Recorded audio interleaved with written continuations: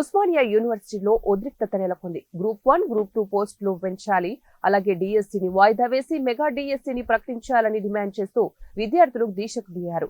వారిని పోలీసులు అరెస్టు చేశారు. ప్రభుత్వం స్పందించకుంటే పెద్ద ఎత్తున ఆందోళనలకు దిగుతామని విద్యార్థులు హెచ్చరించారు. అరెస్టు చేసిన విద్యార్థులను OUPS కు తరలించారు. 10 సంవత్సరాల నిరుద్యోగుల కాంక్షల మీద ఏర్పడ్డ ఈ ప్రభుత్వము, నిరుద్యోగుల ఆశలతోనే ఏర్పడ్డ ఈ ప్రభుత్వము, నిరుద్యోగుల కోసమే ఏర్పడ్డమంటున్న ఈ ప్రభుత్వము, నిరుద్యోగుల కోసం తన డిమాండ్ల కోసం 8 రోజులుగా ఏదో మా మిత్రుడు మాతో పాటు చదువుకునే విద్యార్థి 8 రోజులుగా గాంధీ హాస్పిటల్లో ఆమర నిరాహార దీక్ష చేస్తున్న ప్రభుత్వము ఇప్పుడు దాకా స్పందించకపోవడం చాలా బాధాకరం.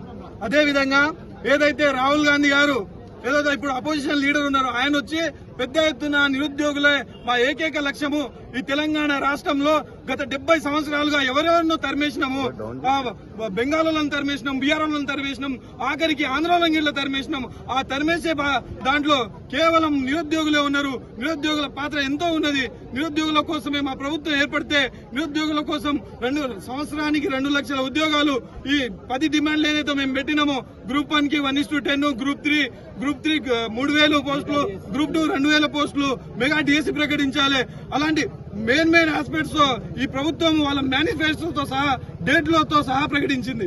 కానీ ఇప్పుడు ప్రభుత్వం ఏర్పడిన తర్వాత అన్ని ఎలక్షన్స్ అయిపోయిన తర్వాత అంతా గమ్మునైపోయి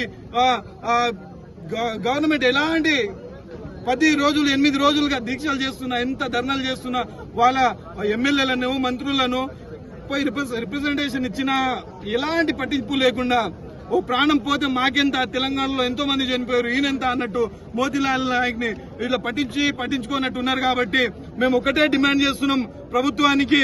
ఏదైతే ప్రభుత్వం రేవంత్ రెడ్డి గారి ప్రభుత్వం ఎప్పుడైతే ఏర్పడ్డదో నిరుద్యోగుల సమస్య మీద ఏర్పడ్డది. కాబట్టి నిరుద్యోగుల సమస్య పరిష్కరించకపోతే మోతీలాల్ నాయక్ కి ఏదైతే 8 రోజులుగా దీక్ష చేస్తున్నా వీళ్ళకి చీమ కుట్టని పరిస్థితి ఇట్లా ఉంది. కాబట్టి మోతీలాల్ నాయక్ ఏం జరిగినా ఇట్లా ఏ చిన్న ఇన్సిడెంట్ జరిగినా ఈ గాంధీ హాస్పిటల్ నుంచి ఎటు వేరే ప్రదేశానికి తరలించిపోయిన ఈ ఉద్యమం మరింత ఉధృతం అవుతుంది. దీన్ని ఈ ప్రభుత్వం దాని తర్వాత జరిగే పరిణామాలకు ప్రభుత్వమే బాధ్యత వహించాలని మనస్ఫూర్తిగా తెలియజేస్తున్నా.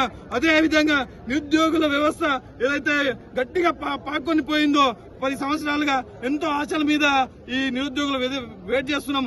ఇప్పుడన్నా ప్రభుత్వము సానుకూలంగా స్పందించి ముఖ్యమంత్రి గారు దీని మీద సమీక్ష నిర్వహించాలని కోరుకుంటా ఉన్నాం.